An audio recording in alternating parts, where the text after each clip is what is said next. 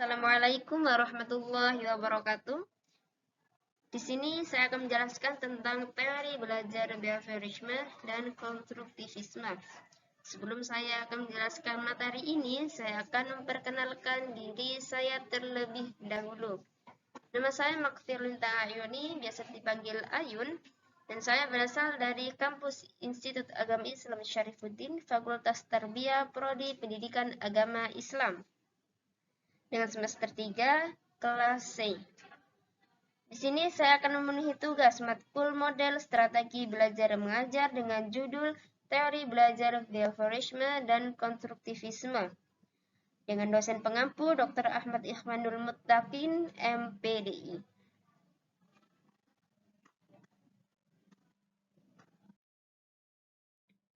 Yang pertama yaitu teori behaviorisme. Menurut behaviorisme, belajar adalah perubahan tingkah laku akibat dari adanya interaksi antara stimulus dan respon. Dengan kata lain, belajar merupakan bentuk perubahan yang dialami dalam hal kemampuan untuk bertingkah laku dengan cara baru sebagai interaksi antara stimulus dan respon. Seseorang dianggap telah belajar sesuatu jika ia dapat menunjukkan perubahan tingkah lakunya. Teori belajar behaviorisme berasal dari penelitian yang dilakukan melalui eksperimen dengan teknik yang dipinjam oleh ilmu alam. Tokoh utama dari teori ini adalah Edward L. dan Thorndike yang memunculkan 3 teori belajar, yaitu Law of Readiness, dan Law of Accuracy, dan Law of Effect. Teori behavioristik berangkat dari asumsi bahwa individu tidak membawa potensi sejak lahir. Perkembangan individu ditentukan oleh lingkungan. Teori ini tidak mengakui sesuatu yang sifatnya mental. Perkembangan anak menyangkut hal-hal nyata yang dapat dilakukan secara diamati. Teori ini dengan model hubungan stimulus responnya mendudukan orang yang belajar sebagai individu yang pasti, respon atau perilaku tertentu dengan menggunakan metode pelatihan atau pembiasaan semata. Munculnya perilaku akan semakin kuat bila diberikan penguatan dan akan menghilang bila dikenai hukuman.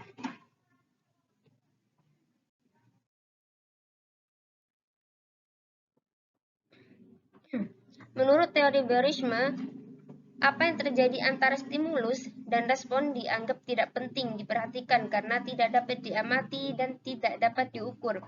Yang dapat diamati adalah stimulus dan respon. Oleh sebab itu, apa saja yang diberikan guru dan apa saja yang dihasilkan siswa semuanya harus dapat diukur dengan jelas. Teori ini mengutamakan pengukuran sebab pengukuran merupakan suatu hal penting untuk melihat atau mengamati terjadinya tindakan perubahan tingkah laku tersebut. Faktor lain yang juga dianggap penting oleh aliran behavioristik adalah faktor penguatan atau bisa kita sebut reinforcement.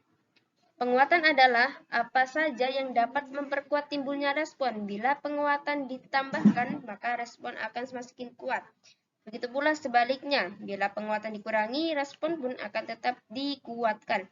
Misalnya, ketika peserta didik diberi tugas oleh gurunya, ketika tugasnya itu ditambahkan, maka ia akan semakin giat belajarnya.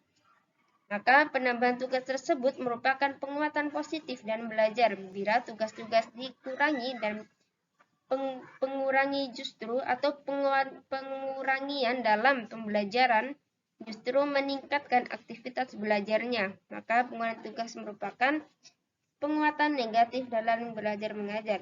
Hal ini bisa kita lakukan sebagai guru, misalnya kita memberikan tugas di rumah, dan di sini para peserta didik bisa belajar materi yang diajarkan pada di dalam rumah, dan begitu pula untuk peserta didik lainnya.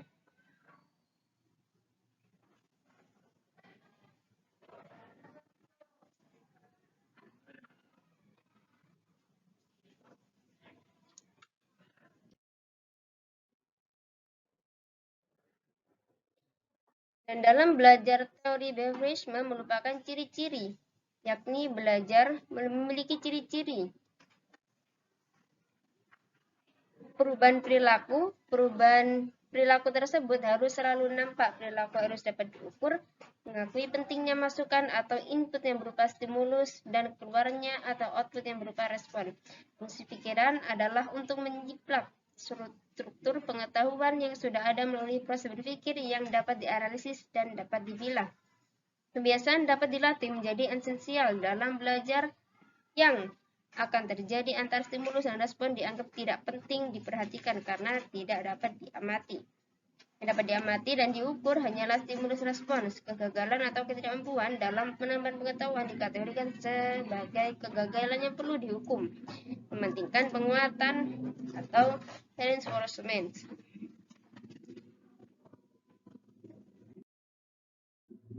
Dan adapun strategi agar siswa dapat aktif dalam merespons dengan baik, maka siswa dapat melakukan membiasakan perilaku yang dikondisikan. Perilaku dalam siswa, kita sebagai pendidik harus dapat mengondisikan sesuai dengan apa yang diperlukan atau membiasakan perilaku yang baik. Yang kedua ada trial dan error. Yang ketiga adalah mengulang-ulang sehingga menjadi kebiasaan kepada siswa. Misalnya kita dapat membiasakan kepada siswa perilaku yang baik. Jikalau ada siswa melakukan perilaku yang tidak baik, kita bisa tegur dan biasakan dengan menasehati peserta didik dengan perilaku yang baik. Yang keempat yaitu mendengar serta mencatat stimulus dari guru, atau kita bisa sebut sebagai rangkuman untuk siswa.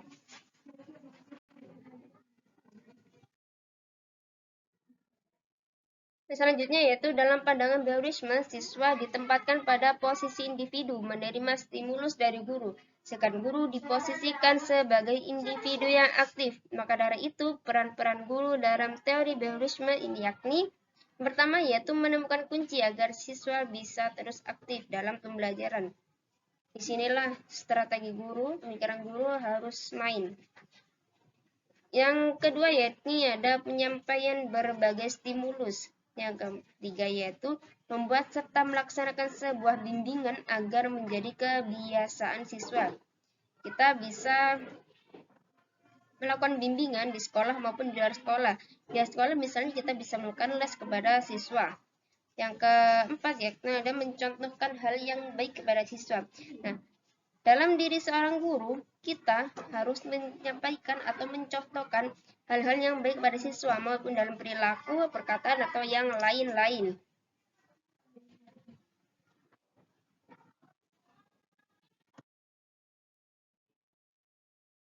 Ini tidak terdapat beberapa kelebihan bahwa metode behavioristik ini sangat cocok untuk memperoleh kemampuan yang dibutuhkan praktek atau membutuhkan praktek dan pembiasaan yang mengandung unsur-unsur seperti kecepatan, spontanitas, kelenturan, refleks, daya tahan, dan sebagainya.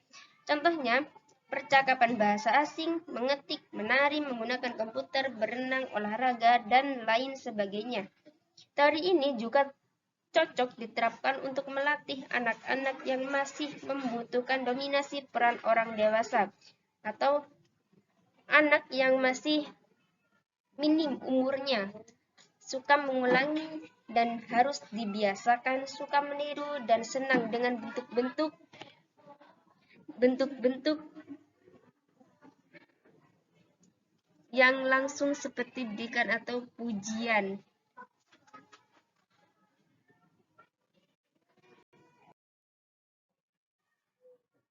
Yang kedua yaitu ada teori konstruktivisme.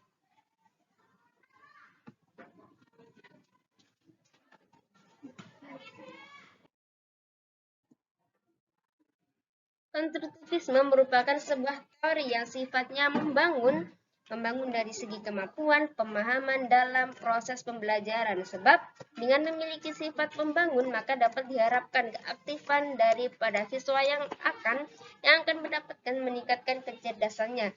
Konstruktivisme juga memiliki keterkaitan yang erat dengan metode pembelajaran penemuan dan belajar bermakna. Pandangan kontivisme dalam pembelajaran mengatakan bahwa anak-anak diberi kesempatan agar menggunakan strateginya sendiri dalam belajar secara sadar, sedangkan guru yang membimbing siswa ke tingkat pengetahuan lebih tinggi. Belajar akan berlangsung lebih efektif jika siswa berhubungan langsung dengan objek yang sedang dipelajari yang ada di lingkungan sekitar. Selain itu, pemanfaatan peralatan berbasis teknologi masa kini dengan jaringan maupun tanpa jaringan dan sumber belajar beragam dapat meningkatkan aktivitas dan efisiensi dalam pemahaman terhadap peserta didik. Dengan demikian, ada dua hal yang menjadi esensi dari pandangan konstruktivisme dalam aktivitas pembelajaran. Yang pertama yakni belajar lebih diartikan sebagai proses aktif membangun daripada sekedar peroleh pengetahuan. Yang kedua yaitu pembelajaran merupakan proses mendukung pembangunan pengetahuan daripada hanya sekedar mengomunikasikan pengetahuan. Di sini ada pun prinsip-prinsip konstruktivisme yang dapat kita ambil. Yang pertama yaitu pengetahuan dibangun oleh siswa sendiri, baik secara personal maupun secara sosial. Yang kedua yaitu pengetahuan tidak dipindahkan dari guru ke siswa kecuali dengan keaktifan siswa sendiri untuk bernalar. Yang ketiga yaitu siswa aktif mengkontribusi secara terus-menerus sehingga terjadi perubahan konsep menuju ke konsep yang lebih rinci, lengkap, serta sesuai dengan konsep ilmiah. Guru berperan membantu menyediakan sarana situasi agar proses konstruksi dapat berjalan secara mulus. Tokoh-tokoh mendidik yang ada kaitannya dengan teori konstruktivisme dalam belajar antara lain John Dewey, Jean Piaget, Maria Montessori, dan Lev Vygotsky.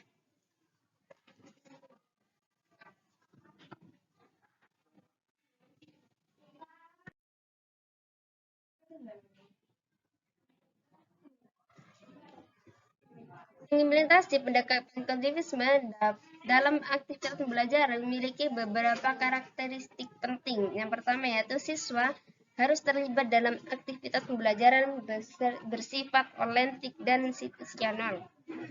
Yang kedua yaitu ada aktivitas belajar harus menarik dan menantang.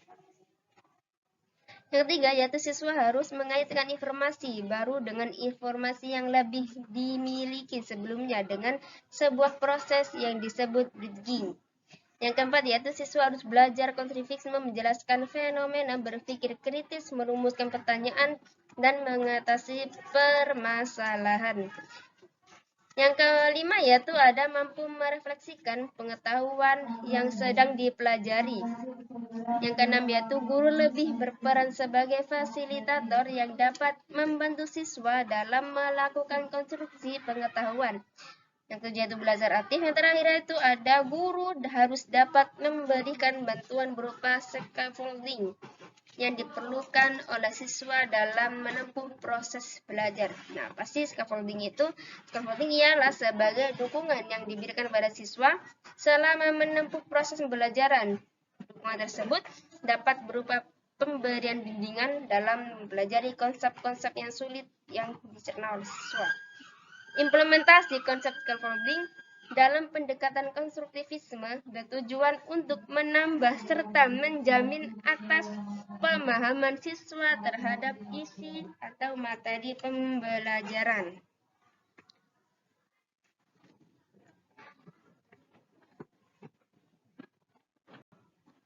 Nah, dari pengambilan pendekatan konstruktivisme yaitu ada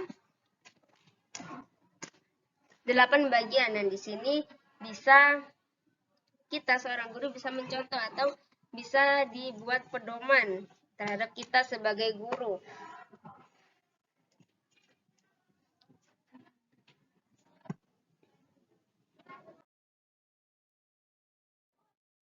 Nah, dari sekian banyaknya kita bisa mempelajari antara teori Darwinisme dan konstruktivisme. Kita bisa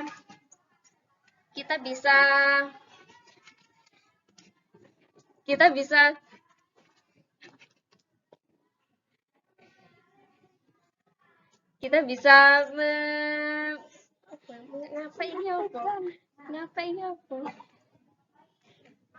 kita bisa mengambil salah satu dari keduanya atau salah satu dari keduanya atau dua-duanya juga bisa untuk sebagai patokan dalam proses pembelajaran. Nah, sekian dari saya. Jika ada salah kata ataupun salah perkataan, saya mohon maaf sebesar-besarnya.